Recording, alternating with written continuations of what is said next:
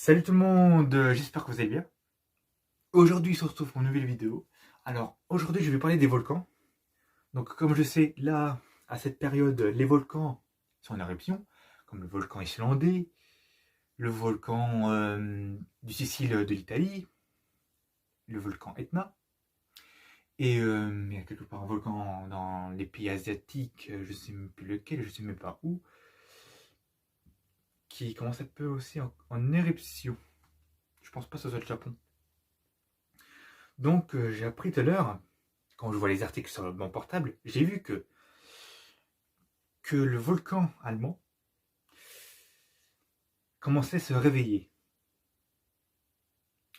Donc, en parlant du volcan, je me dis que sur YouTube, on peut voir les volcans en direct. Si vous marquez Etna, vous voyez le volcan en éruption. Et aussi les volcans islandais. Alors, le volcan islandais, voir en direct, c'est un tout petit volcan, genre petit volcan qui fait que cracher de la lave. Voilà. Donc c'est pas trop dangereux, hein. C'est pas de la fumée qui sort à des kilomètres de distance du ciel pour envahir la région d'Islande, hein. C'est pas comme en 2009. Parce que je crois que c'est le volcan encore plus haut qui peut faire ça. Parce que, ouais.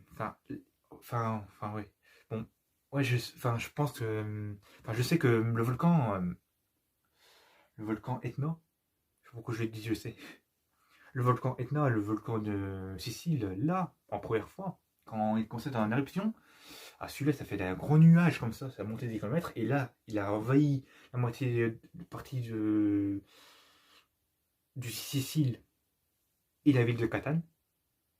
Donc ça a dû faire un peu de nuages qui cachent un peu le soleil, et que ça a fait de la pluie de petites pierres comme ça dans la ville, ce qui est très dangereux. Et là, en ce moment, maintenant, le volcan ne fait plus de nuages comme ça, je pense. Donc, comme j'ai vu en direct la nuit, même le jour, je pense. Le jour, je pense qu'il va y avoir le jour aussi. Mais je pense que j'ai regardé juste la nuit, hein.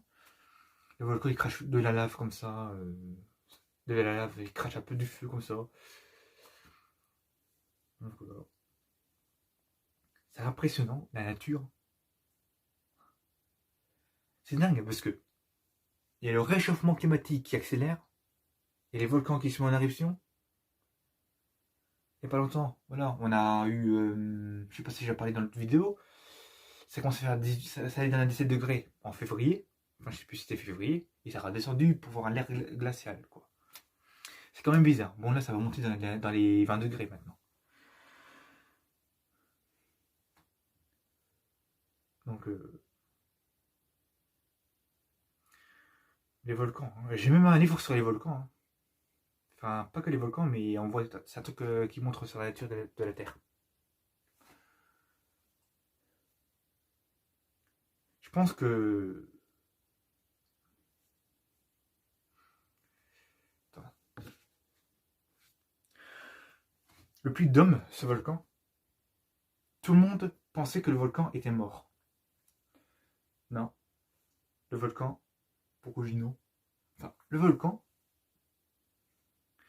bah, il est juste endormi, mais un jour, le volcan pourrait se réveiller. Ça peut être, je sais pas dans combien de temps. Mais je dis pas 1 an, 2 ans, 3 ans pour dire combien d'années ou combien de mois. Moi j'ai dit le temps, parce que c'est le temps, ça plusieurs dans les dates, on peut dire dans les mois, dans les années, dans les semaines. Donc, bon, une fois j'ai marqué Puy de Dôme. Et je commence sur un truc d'une personne, j'ai l'impression que c'est une poésie.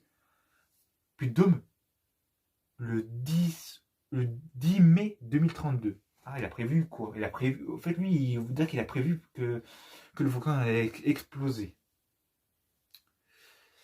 Alors, pour les gens qui habitent à Clermont-Ferrand, hein, Clermont-Ferrand, tout ça, les alentours du volcan, si vous suivez cette vidéo-là, ça peut leur faire peur, parce que les scientifiques qui sont là-haut, les volcanologues, disent que le volcan, il pourrait avoir un problème.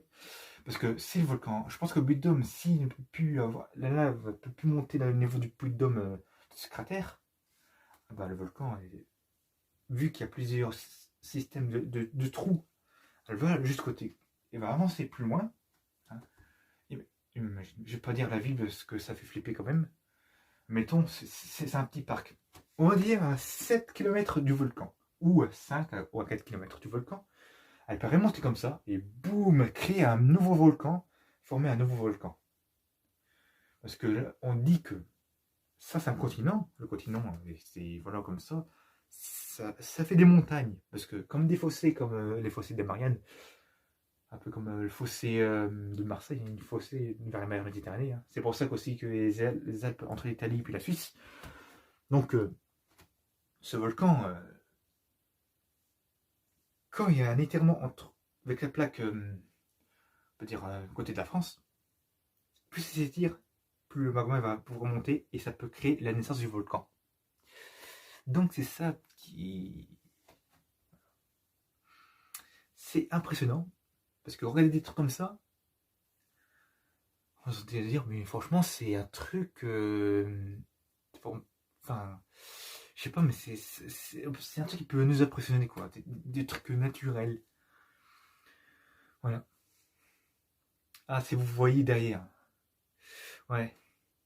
Je pense que... Je sais pas si je vais mettre la vidéo en 1080p, c'est possible. Hein, pour y avoir des lecteurs. Parce que je pense que vous voyez là, c'est une baleine.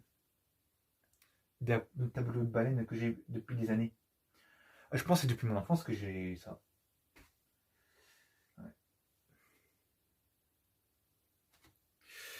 Donc là, bon, ça c'est le centre à canard. Hein.